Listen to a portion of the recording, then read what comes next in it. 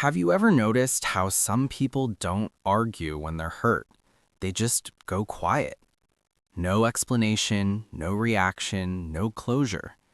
One moment they're there, talking, laughing, responding, and the next moment it feels like something just switched off inside them. And what's confusing is they don't look angry. They don't yell, they don't complain, they don't even try to explain what went wrong. They just disappear emotionally. And if you've ever been on the other side of this, it can feel frustrating. You start wondering, why won't they just say what's wrong?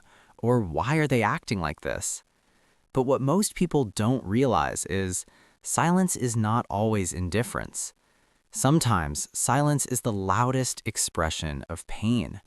Because for certain people, going quiet is not a choice, it's a psychological response. And to understand it, you have to look deeper into how the human mind protects itself when it feels hurt. Most people believe that when someone is hurt, they should express it, talk about it, communicate it, let it out. That's what we're taught, right? That healthy people speak up. So when someone goes silent instead, it's often misunderstood. People assume they're being dramatic or immature or even manipulative. But the truth is, for many people, silence is not about controlling others. It's about controlling themselves. Because when emotions get too intense, the brain doesn't always push you to express. Sometimes it pushes you to withdraw. Think about it like this. Imagine your mind as a system designed to keep you safe. Whenever something feels threatening, not physically but emotionally, your brain reacts. And one of the ways it reacts is by shutting things down. Not because it doesn't care, but because it cares too much. For some people, expressing pain feels risky. They've learned through past experiences that opening up can lead to rejection, misunderstanding, or even more hurt. Maybe they were ignored when they tried to explain themselves. Maybe they were told they were too sensitive. Maybe their feelings were dismissed, laughed at, or used against them. So over time, their brain builds a pattern. Instead of expressing pain, it avoids it. And silence becomes the safest option. Because if you don't say anything, you can't be misunderstood. If you don't open up, you can't be rejected. And if you don't react, you can't make things worse. So what looks like distance on the outside is actually protection on the inside. But here's where it gets even more interesting. When someone goes quiet after being hurt, it's not always immediate. Sometimes they try to ignore it at first. They tell themselves it's not a big deal. They try to stay normal, keep talking, keep acting like everything is fine. But inside, something is building. A small discomfort, then a thought, then another. And slowly, their mind starts replaying what happened, over and over. They start analyzing every word, every tone, every moment. What did they mean by that? Did I do something wrong? Am I overreacting? And the more they think, the heavier it feels. Because they're not just reacting to the situation, they're reacting to what the situation means to them. And meaning is powerful. Because it connects the present moment to past experiences. So a small comment today can trigger a much deeper emotional response rooted in the past. That's why their reaction might seem too much for something that looks small, because it's not just about now, it's about everything it reminds them of. And when that emotional weight becomes too much, the brain looks for relief. Some people release it by talking. Others release it by expressing anger. But for people who go quiet, they release it by retreating. They pull back. Not because they don't care, but because they're overwhelmed. Silence in this case is not emptiness, it's overflow. It's what happens when there are too many thoughts and no safe way to express them. And here's something most people miss. When someone goes quiet, it doesn't mean they stopped feeling. In fact, they're usually feeling more than ever.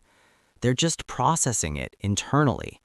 They're trying to make sense of it, trying to calm themselves down, trying to protect the relationship from saying something they might regret. Because deep down, many of these people are not trying to create distance, they're trying to prevent damage.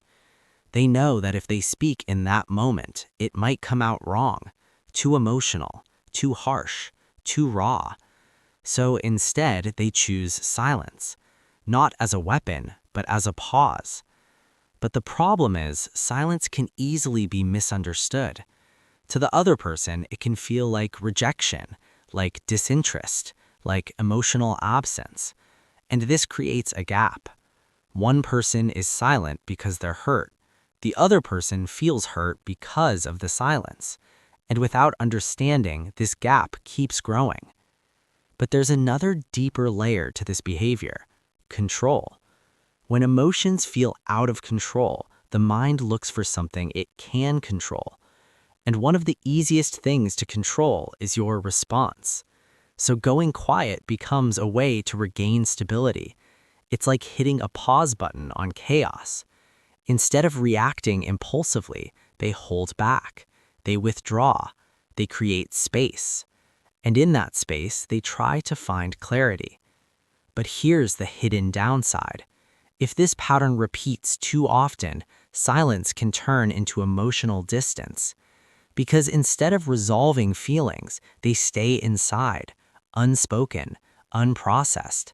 And over time, those unspoken feelings don't disappear, they stack, layer by layer, until one day the distance becomes permanent. Not because of one big moment, but because of many small, silent ones. This is why understanding this behavior is so important, because it's not just about communication. It's about emotional safety. People who go quiet when hurt are often people who feel deeply, but they've learned that expressing those feelings is not always safe. So they adapt. They become quieter, more controlled, more internal. But here's the truth that changes everything. Silence is not the problem. Unexpressed emotion is. Because emotions don't need noise. They need understanding. And once someone feels safe enough to be understood, silence slowly starts to break. But that safety doesn't come from forcing someone to talk. It comes from how you respond when they do. If someone opens up and gets judged, they'll go quiet again. If someone expresses pain and gets dismissed, they'll shut down even faster next time. But if someone feels heard, without interruption, without criticism, without pressure, something shifts. Because the brain starts to relearn something new. That expression is safe. That being vulnerable doesn't always lead to pain. And slowly, the pattern changes. But this also applies to you. If you're someone who goes quiet when hurt, the goal is not to force yourself to suddenly become expressive. The goal is to understand why you go silent, to notice what you're feeling in those moments, to recognize that your silence is not weakness, it's protection. But also to realize that not all situations require protection. Some situations require connection, and connection needs expression, even if it's small, even if it's imperfect, even if it's just saying, "Hey, that hurt me." Because sometimes the strongest thing you can do is not staying silent, but allowing yourself to be seen. And yes, that feels uncomfortable, because you're stepping outside of a pattern your brain built to keep you safe. But growth always feels unfamiliar at first. And the more you gently challenge that silence, the easier it becomes. Not instantly, but gradually. And over time, something powerful happens. You stop bottling everything inside. You stop carrying emotional weight alone. You start creating clarity instead of confusion. And most importantly, you build relationships based on understanding, not guessing. Because silence leaves people guessing, and guessing creates distance. But expression creates connection. Even if it's not perfect, even if it's messy, even if it's uncomfortable. And maybe that's the biggest shift to understand. People who go quiet when they're hurt are not cold, they're not distant, they're not uncaring. They're careful, careful with their emotions, careful with their words, careful with what they allow themselves to feel and show. But being careful for too long can become isolating. So the real goal is balance, knowing when to pause and knowing when to speak, knowing when silence protects you and when it holds you back. Because your mind is not trying to hurt you, it's trying to protect you.